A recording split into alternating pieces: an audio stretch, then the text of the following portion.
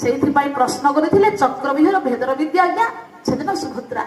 ଓଡିଆ ଭାଗବତ ଜଗନ୍ନାଥ ଦାସ ଅର୍ଜୁନ କହୁଥିଲେ, ସୁଭଦ୍ରା ଶୁଣୁଥିଲେ।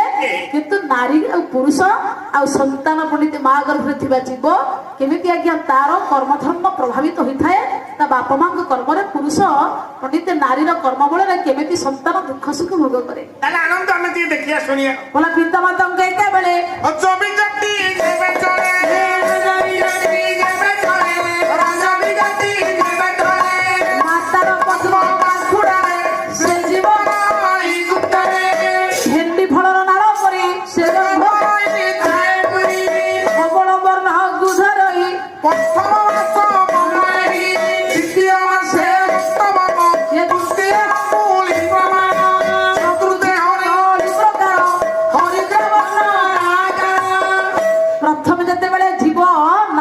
संगमरे मुंडिते नारी गर्भरे आगे बास कला भेंडी फल नाल परिका गर्भाश्रय होता।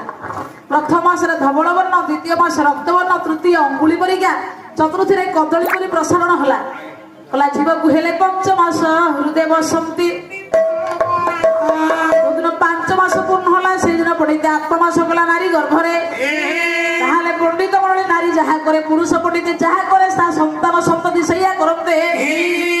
अलज्जिया माता दोषण, पितृदोषण, मूर्खता, अदाता वंशदोषण, कर्मदोष, दरिद्रता, अभाग्या भूमि निंदती, जल निंदती, रोगिणा, एशिया च पुत्र निंदती, चोर निंदती, चंद्रमा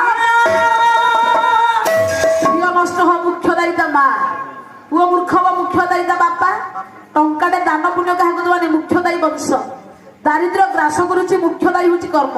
सेथिपाई पंडिते सुभद्रा को काई दोषी करा जिवो?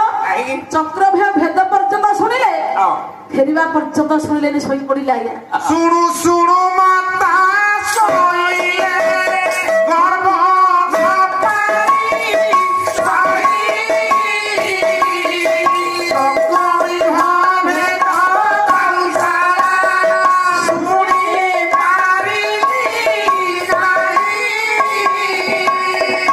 बापा मां तो कहूथिले, बापा कहूथिले, मां सुनुथिले आज्ञा। किंतु बापा जते बेले भेदटा कहिले मां सुनी पारले मां को निद्रा आसिला, गर्भर कष्ट मां को आघात देला, से सोई पड़िले आ ता गर्भर मध्य मु सोई पड़िले।